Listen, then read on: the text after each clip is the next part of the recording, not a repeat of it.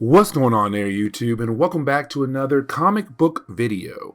Okay, so to continue our coverage to the fall of X, we have to jump back over to Iron Man. And remember, the latest Iron Man series was actually kind of used to show how important the X-Men new bad guy Orchid really is to the rest of the world. Because Orchid is not just going after the mutant race, they're also going after other heroes as well, starting off with Iron Man.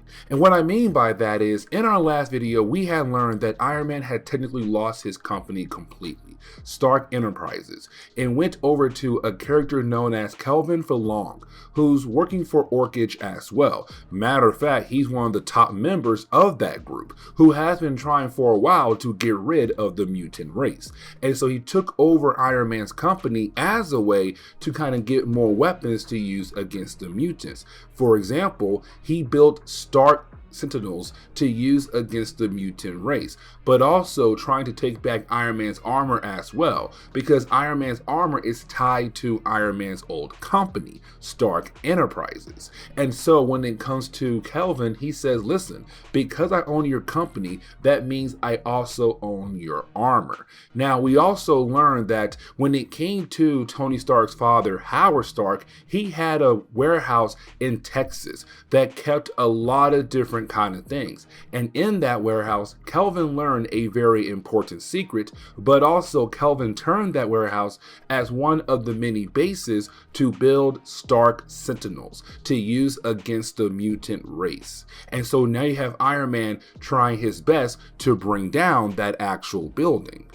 And so today's video is going to be about issues number 7, 8, and 9, a 3-part story arc where we see Iron Man's life get a whole lot worse. But when we do pick up with Iron Man for today's video, we see Rhodey currently wearing the red and gold Iron Man suit. And the reason why, because he wants to keep everyone distracted long enough so that Tony is able to sneak in with his stealth suit. And so while you have Rhodey literally fighting for his life against these not complete Stark Sentinels, you have Tony inside gathering all the files he needs to gather. And that is where Tony realized that when it comes to Kelvin, Kelvin is not just going after the mutant race, Kelvin is going after all the heroes of Earth. He looks at all heroes as a cancer to Earth. And so, of course, he is trying to target mutants first and then go after the heroes second. Because most of the powerful characters in the Marvel Universe are technically mutants. Get rid of them, then the heroes of Earth should be easy pickings. And so as Tony realized, they have to get out of here and meet up with the Avengers to have a plan to bring down Kelvin.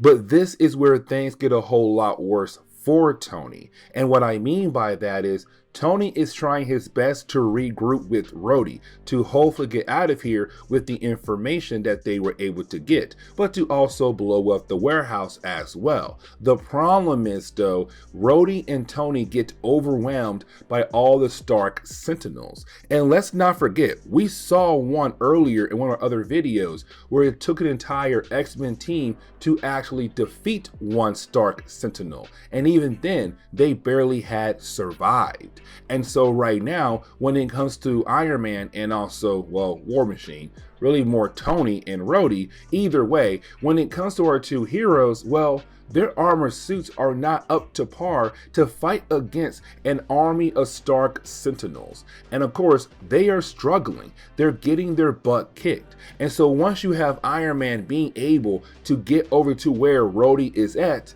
he sees that Rhodey is surrounded by Stark Sentinels, surrounded by members of Orchid, arresting Rhodey because Rhodey lost, and by the time he tried to get out of his armor suit into another one to kind of get out of there quicker, well, unfortunately, he was not fast enough. And so Rhodey was captured by Orchid, really arrested by Orchid. And so now Rhodey is going to jail, and Iron Man, who's not in jail, is gonna have to find a different way to save his friend. And so we do pick up a few hours later. And when we do, we pick up with Dr. Stasis, Nimrod, and Kelvin Falong, 3 members who all belong to Orchid, but also Kelvin Falong was the guy who took the company away from Tony Stark. Either way, when it comes to our 3 characters, Dr. Stasis wants to know, will this be a setback? The idea they lost this warehouse. And you have Kelvin say yes, but not really, because they have many bases across America right now that is helping them build these Stark Sentinels to use against the mutant race, to use against the heroes of Earth. And I do want to mention one thing, that this part right here of the story arc does take place before the Hellfire Gala, as we covered in the other video, because right after this chapter, then the next chapter takes place right in the middle of that event.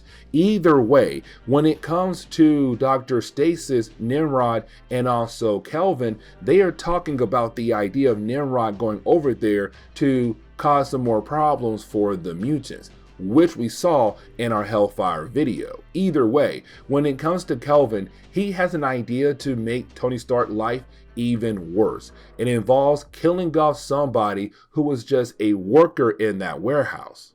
And the reason why I'm saying that, because when we jump over to Tony, you have Tony get a call from She-Hulk, who is currently his lawyer. And she informs him that yes, Rhodey is in jail, but now they're trying to frame him for murder. Because guys, there were workers in that building. Now Tony and also Rhodey told those workers to get out of the building as they worked their way through destroying it, but also gathering files. Well, we just saw earlier that when it came to Kelvin, Nimrod, and also Dr. Stasis, they killed off one of the workers to make it look like that Rhodey had killed a worker, maybe on accident, maybe on purpose, but either way, he had committed murder. And so right now, that makes his chances getting out of jail a whole lot harder. And Tony knows that this is just another way for Kelvin to get back at him.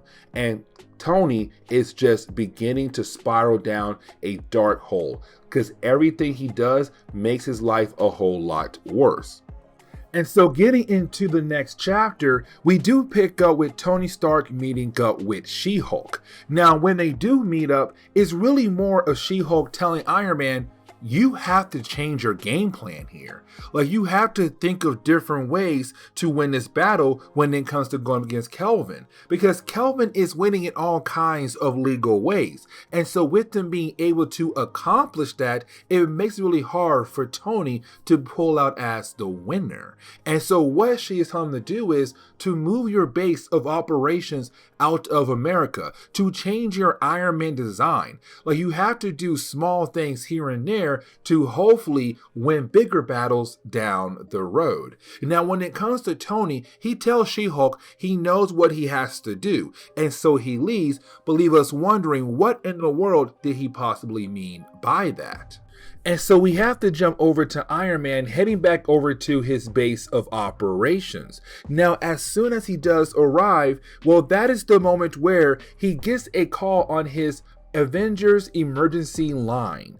As a matter of fact, we saw this call in our last video when it came to the Hellfire Gala event, because we saw in that video that every single member of the Avengers that was at that party was called away for an emergency. And we kind of find out that Captain Krakoa was attacking Washington, D.C. Now, here comes the problem with that idea right there, because we had learned in earlier X-Men videos that Captain Krakoa was a fake personality used by Cyclops as a way to throw off the world. Because when the public began to find out the idea that the mutant race has the ability to bring people back to life, they had to fake Cyclops' death as a permanent death and had him pretend to be Captain Krakoa as a way to say, look, Cyclops is dead and we had to find a new leader for our main X-Men team. And so you're now saying that Captain Krakoa is attacking Washington, D.C., but in our last video, we saw Cyclops barely surviving an attack at the treehouse. And the question is, who in the world is in that suit right now? Now, we don't get the chance to actually learn what in the world is going on with Captain Krakoa. And the reason why, because the story jumps over to later that night, where you have Iron Man trying to bring down some more Stark Sentinels. Now, with that being said, that is the moment he realized that two of them are going after a particular mutant, and that would be Emma Frost. Now remember, this storyline does take place after the Hellfire Gala event, where literally 98% of the mutant race is gone. They were forced to leave the Earth, and so the last 2% are really more members of the X-Men who are currently on the run but trying to bring down Orchid. And so when it comes to Emma Frost, she's also one of the few who is on the run. Now when we do pick up with her, she is trying to make a deal with the Kingpin. Now remember, Kingpin was on Krakoa, and the only reason why, because he was married to a mutant known as Mary Typhoid. Either way, you have the two characters, Emma and Kingpin, making some kind of deal. But we don't get the chance to learn what kind of deal it was, because right out the bat, they begin to get attacked by two Sentinels. Now, when it comes to Iron Man, that is the moment he comes to find out that Krakoa has been attacked, but so has America at the same exact time. And on top of that, someone tried to kill off Captain America. And so a lot has been going on for Tony in one particular night. Either way, when it comes to Tony, he said, listen, these things were made because of me, and now they're targeting you. I need you to get out of here before you die, and your death is my fault. And so you have Tony try his best to get her out of there. And matter of fact, there is a moment where she is almost getting away freely, except that is the moment he gets surprise attacked by two Stark Sentinels, almost crushing his body completely. He's in critical condition, and because their minds were connected, she realized that Tony is about to die, and so she runs right back over to him to make sure that he is okay. And so you have Emma Frost being able to reach deeper into the mind of Tony. And the reason why she is doing that is to kind of say, listen, man, even though you're on the verge of death, you have to get back up and continue to fight, or you really are going to die here. Now, when she does go into his mind, that is when we kind of get a small glimpse of his failures and kind of callbacks to different storylines in the past. For example, Demon in the Bottle. That was a very huge moment for Tony. And so right now it's him kind of showing her that it seems like he is giving up. Now when it comes to Emma, she does not want to see him die. And so she does take over his body to kind of move him out of the way before he does die, but to also kind of fight back until he's actually able to pull himself out of that dark place and regain control of his body. Now once he's able to do that, he still gives up. He said, listen, I know that you're after me. I know you're after my armor. I know you want to get her as well. As a matter of fact, she has so many warrants for her arrest now because of you. But here's the thing. I know currently right now, I'm more important than she is. And so I know you want me dead in my Iron Man suit. So here, take my Iron Man suit. And he actually gets out of it. And Emma is very confused of what in the world this man is doing. Now, when it comes to Kelvin, he tells her, listen, I put a collar on her neck that cancel out her powers, meaning that she is unable to use her powers anymore as long as she is wearing that collar. But when it comes to Emma, I'm not going to kill her off. Instead, I'm going to send her to a camp where she'll have to work day in and day out to the point where she will want to die. She will beg for death. Now, when it comes to Tony, that is the wrong thing to say to him. Because now he realized, if you're not going to kill off Emma, that means I still owe her one. Because technically, she did give me the chance to continue to fight. And so instead, you have Tony say, armor, go into rescue mode. And you have the Iron Man suit go on Emma Frost to basically make her Iron Woman, but as a way to save her life, to get her the heck out of there. And once you had a suit leave, you have Tony say, fine, if you want me, I'm here. Want me dead? I'm here. But you're going to have to kill me in public, in front of all these people. And that's the thing, is Tony saying, I want to see if you are brave enough to go ahead and take a shot at me, to kill me in front of the public, to kill an Avenger. And so when it comes to the next chapter, we kind of find out that Tony was right. When it comes to Kelvin, he would not take a risk like that trying to kill off Tony in front of the public. The idea of killing off an Avenger. And so you have Kelvin call off the Stark Sentinels. Now when they do leave, you do have Steve Rogers arrive, wanting to help his dear friend out. But you have Tony tell Steve, no, I need you to stay away from me. I have an armor suit that will allow me to be an Avenger, but I'm going dark. So please, keep your distance as I try to handle this kind of situation. And so we do jump over to Iron Man being able to meet up with Emma Frost. Now, when it comes to our heroes, when they do meet up with one another, it's really more at first Emma Frost realizing that Tony is seriously injured. But on top of that, she also realized that when it comes to Kelvin Furlong, he's no longer trying to just go after the mutants. He's now going after power beings across the board. Captain America, Iron Man, Thor, and other superheroes across the earth. And so right now, our two heroes realize they are going to have to work together if they are going to actually defeat him. Now, this is also the moment where you have Tony tell Emma, I got some more bad news for you. Because let's not forget, when it came to the medicine that Krakoa had gave to other countries around the world to kind of help humans live a longer life, well, when it came to Orchid, they had messed with those drugs, to the point where now they are able to activate a kill switch in humans' minds as a way to say, the mutant drugs that were originally given to you as a way to help you live longer was actually a lie. That in reality, they were trying to kill you off. Another way to frame the mutant race. And so right now, it's Emma Frost realizing that something that really did help Krakoa grow is now being used against them. In the idea that most of the mutants had left Earth, in the idea that they could most likely be dead, is Iron Man saying, I'm going to leave to handle some things. But when I come back, we gotta work together. Now for Emma Frost, she's wondering, what if 98% of the mutants are dead? And Iron Man says, you have to avenge them. We then pick up with She-Hulk checking in on Rhodey. Now, when it comes to Rhodey, we have to remember that he was thrown into prison recently because he was trying to help out Tony to bring down a warehouse that had belonged to Kelvin, a warehouse that was being used to build more Stark Sentinels. And so when it comes to Rhodey being in prison, we kind of find out that he had been constantly being beaten left and right by other prisoners and guards of the prison. And the reason why?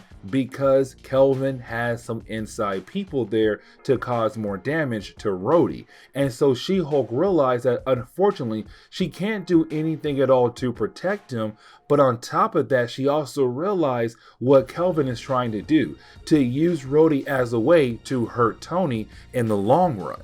And so you have She-Hulk call up Tony to tell Tony what's happening to Rhodey inside that prison. And so unfortunately, it's her saying, listen man, he's in there looking bad right now, but this is another way to get at you. If you want to protect your friend, if you want to help your friend get out of prison, you're gonna have to give up the armor to Kelvin Furlong, because technically he is the owner of the armor. The company that you had made or you had helped built is his company, and that armor suit belonged to that company. And so Tony realized, yeah, he has no choice but to go ahead and hand over the armor. And so we jump over to Iron Man meeting up with Emma Frost once again. Now, when you do have the two characters being able to meet one another, you do have the two characters express that they're very angry with one another. And the reason why? Because they both had warned each other about Kelvin for long.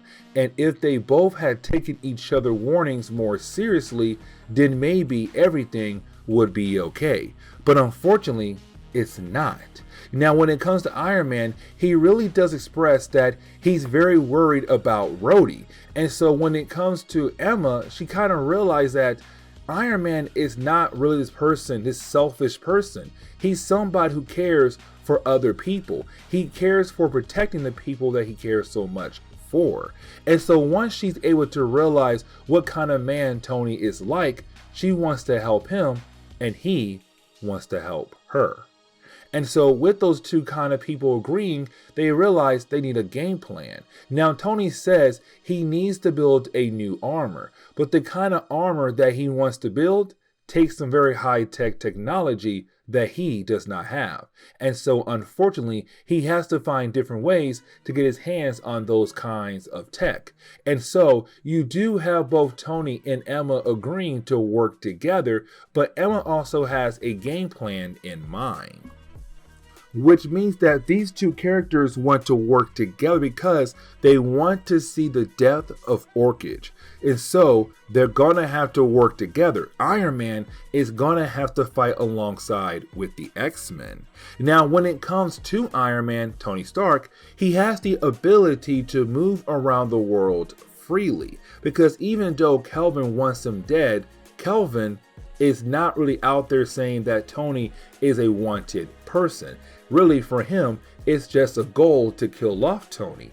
But for Emma, she's wanted by the law, thanks to Orchid. And Orchid told her, if we find you on Earth, we'll kill off humans left and right. And so y'all only had one thing to do, leave the Earth. And so she has to move around the world with a fake identity. And so she'll call herself Hazel Kendall. Now, when it comes to that name, she used that name in an earlier story arc as a way to trick Tony. We had learned that when it came to Tony, one of the few times he met Emma many years ago, she used that name as a way to trick him to hand over some secret information. And so he feels like this is the best idea for her to use as a way to move around the world freely, because now she can hide as Hazel.